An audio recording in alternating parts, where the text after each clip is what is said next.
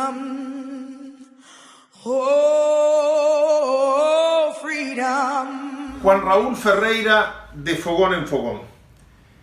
Estos días en que el racismo y el odio, la violencia, el crimen, el asesinato racista vuelven a ganar terreno en Estados Unidos, he pensado mucho, ya no solo en mi juventud, sino aún en mi niñez.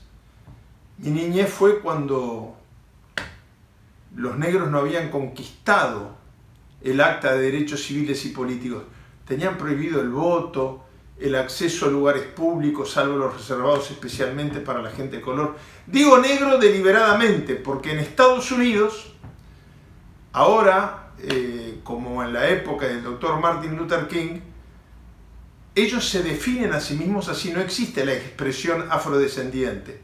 Es más, el doctor Martin Luther King solía llamar a su raza nigger, que era la palabra negro, pero en la expresión peyorativa que usaban los blancos racistas. Y estos días de manifestaciones que primero algunos pretendieron que fueran violentas, cosa que utilizó y mal utilizado. El presidente Trump, se impuso el estilo de lucha no violenta por la cual dio su vida el doctor Martin Luther King.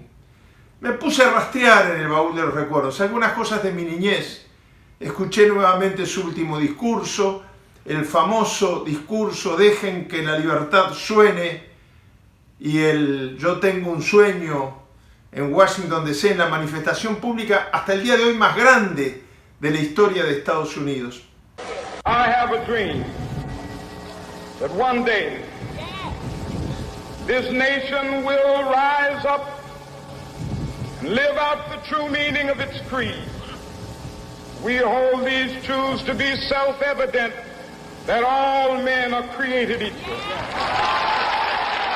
Yo era un niño, tenía poco más de 10 años, cuando llego a casa, 12 años. Llego a casa y mamá estaba esperando el ómnibus escolar en la vereda. Cuando mamá esperaba en la vereda, malas noticias. Y ahí, aunque yo ya había escuchado algunos discursos que sin saber mucho qué eran, había aprendido de memoria, mamá me enseñó de la vida de Luther King. Y esa noche papá, mamá y yo fuimos a misa. Mamá nos llevó a misa. Quería que rezáramos por la tragedia de la muerte de este hombre, de quien empecé a oír hablar en aquel entonces. Y ahí me comienzo a preguntar a mí mismo, ¿por qué preside mi lugar de trabajo San Óscar Romero, Monseñor Romero, que ofrendó su vida por la liberación de El Salvador, y el doctor King? Acá mucha gente lo recuerda como el reverendo. En Estados Unidos él se hacía llamar, la gente lo recuerda como el doctor King. Bueno, como homenaje a su lucha, yo quiero traer al recuerdo lo que fue la comunidad negra organizada y los discípulos del Dr. King en la solidaridad con el Uruguay en lucha contra la dictadura. A raíz de eso, de mi exilio en Estados Unidos, yo trabajé en la UOLA, cuyo director, Joe Eldridge, me enseñó mucho porque se había formado en esas luchas del sur. Él era de un estado sureño blanco donde el racismo campeaba, que era el estado de Tennessee. Y entonces su juventud y su adolescencia habían sido en esa militancia, en aquellas marchas donde codo con codo marchaban blancos y negros protestando contra el racismo. Pero después, a raíz de esa oficina, la UOLA, conocí a Coretta King, la viuda, que firmó una vez a pedido nuestro un pedido por la libertad del general Líber Seregni. Como su hijo, el doctor Luther King III, como la mujer que comenzó todo negándose a entregar un asiento en el ómnibus, Rosa Parks, fue mi amiga y fue una gran amiga y solidaria con la lucha del pueblo uruguayo. Cuando murió Rosa Parks, recuerdo una carta de Joe Eldridge que me pide desde Estados Unidos un correo electrónico, que escriba algo sobre ella y dice: Juan, escribe algo sobre la vida de mi amiga. Palabras que me han quedado impregnadas profundamente.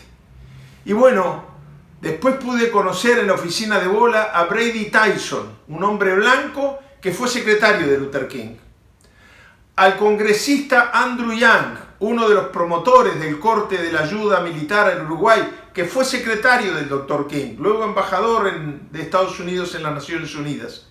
Y a todo aquel movimiento que, como había sentido la fuerza de la solidaridad, sabía brindarla, porque la solidaridad siempre es un camino de dos vías. El baúl de los recuerdos, mi columna semanal. Juan Raúl Ferreira, de Fogón en Fogón.